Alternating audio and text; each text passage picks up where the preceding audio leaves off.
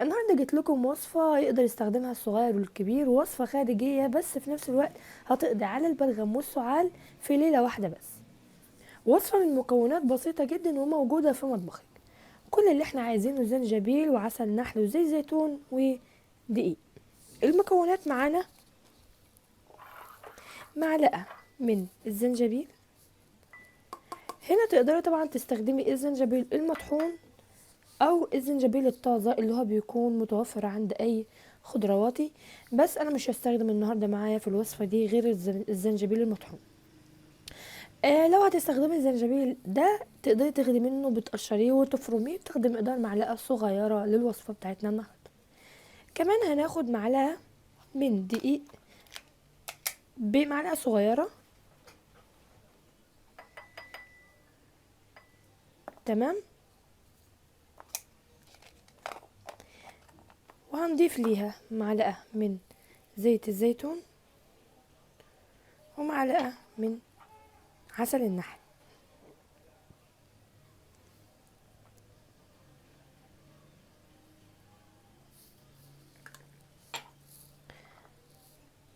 هندوبهم كويس بحيث ان احنا نحصل في الاخر على عجينة. اهم حاجة ان احنا نلخبط المقادير كويس جدا.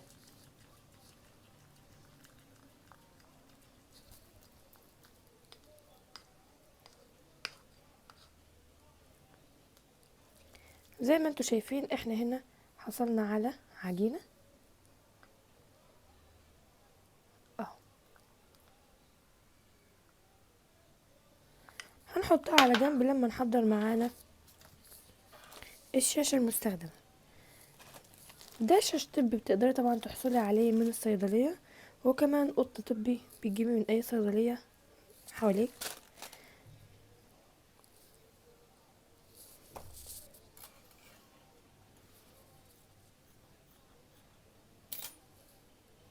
تاخدي جزء من القط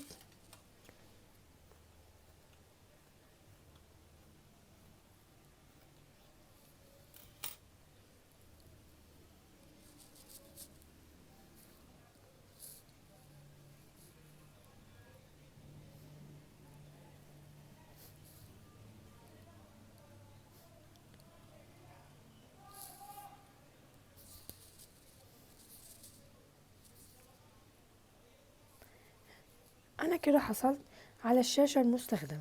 كل اللي احنا هنعمله هنضيف عليها العجينة بتاعتنا اللي احنا حضرناها مع بعض بالشكل ده.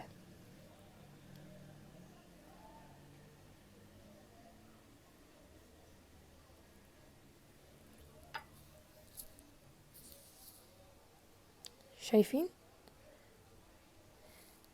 بعد كده بتحطيها على الصدر، منطقة الكحة بالظبط على الصدر، سواء كنت كبيرة صغيرة بتستخدميها عادي، وبتثبتيها من بره ببلاستر الجروح، وده كمان متوافر في الصيدلية